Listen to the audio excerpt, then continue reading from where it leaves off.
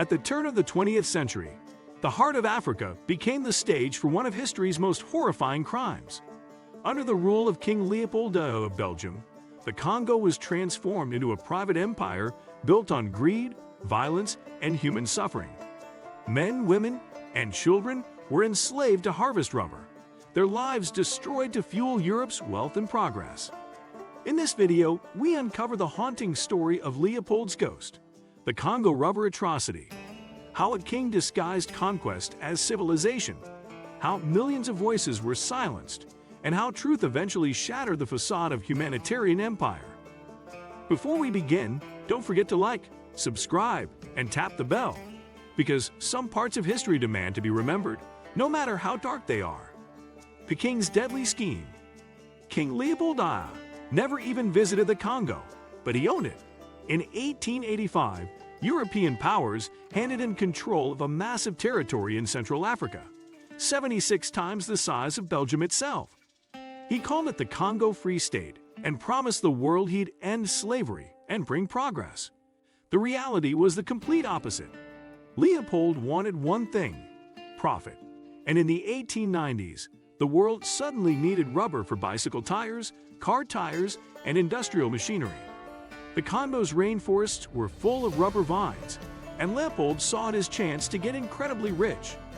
He established a brutal system where Congolese people were forced to collect rubber quotas.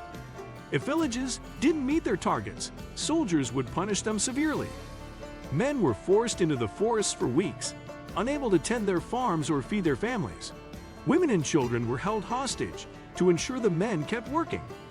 The punishment for failing to meet quotas was horrific. Soldiers would cut off people's hands, burn villages, and kill anyone who resisted.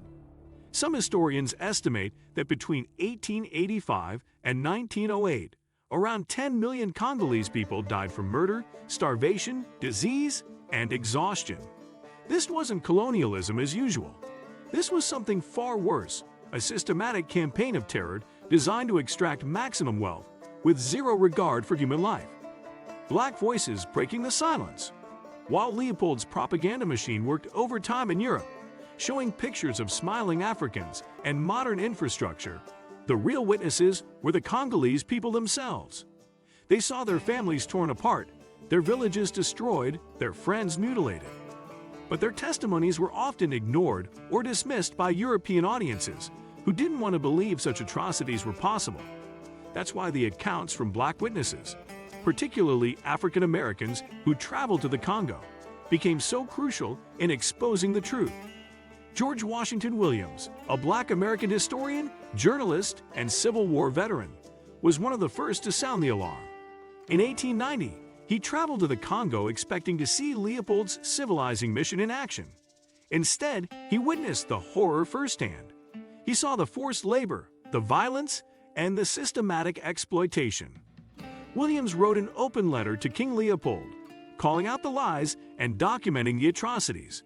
He described villages burned to the ground, people working in chains, and a government built entirely on violence and theft.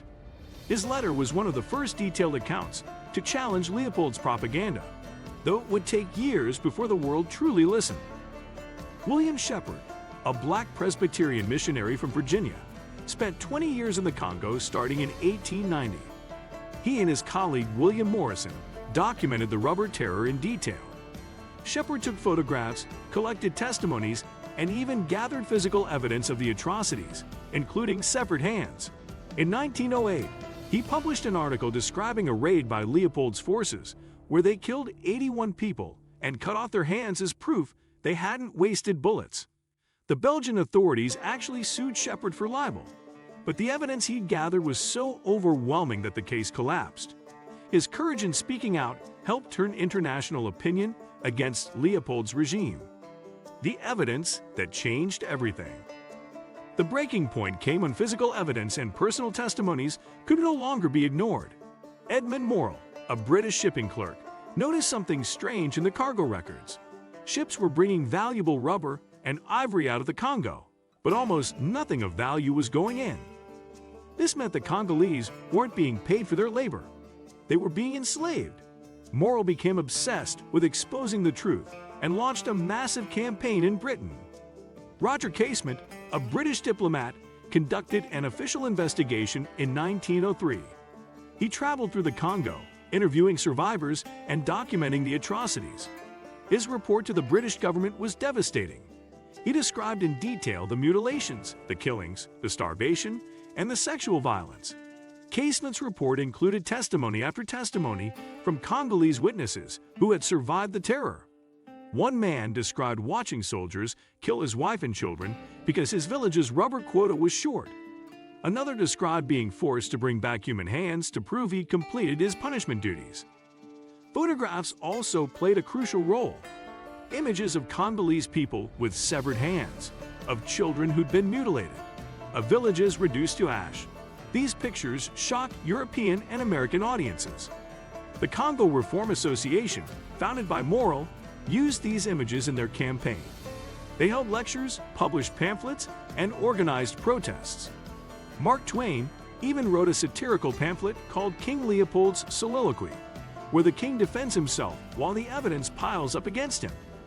The international pressure became impossible to ignore.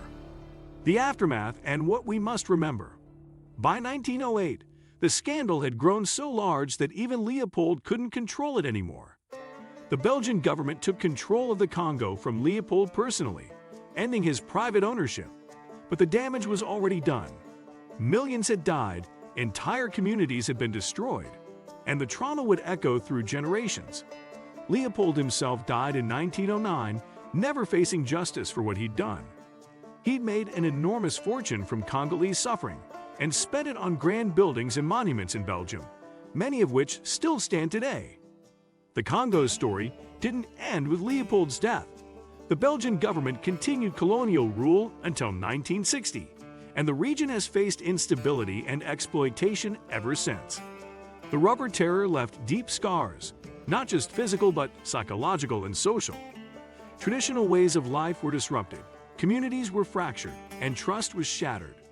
Understanding this history is essential because it shows how economic greed can justify unthinkable cruelty when one group of people decides another group is less than human.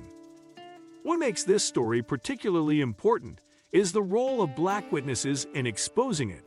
George Washington Williams, William Shepard, and countless unnamed Congolese survivors refused to let the world look away. They spoke up when it was dangerous to do so. They documented the truth when powerful people wanted it hidden. Their courage reminds us that bearing witness is a powerful act, and that the voices of those directly affected by injustice are the ones we most need to hear. The Congo rubber atrocity was eventually stopped, not because European leaders suddenly developed a conscience, but because witnesses made it impossible to deny what was happening. The story of Leopold's Congo isn't just a chapter in colonial history. It's a warning. It reminds us what happens when greed outweighs humanity, and when silence becomes complicity. What are your thoughts on this atrocity? Share your reflections in the comments. I'd love to hear how you think these lessons still echo today. If this deep dive moved you, hit like, subscribe, and share this video with someone who believes the truth must never be buried. Until next time, stay informed, stay human, and never stop uncovering the stories the world tried to forget.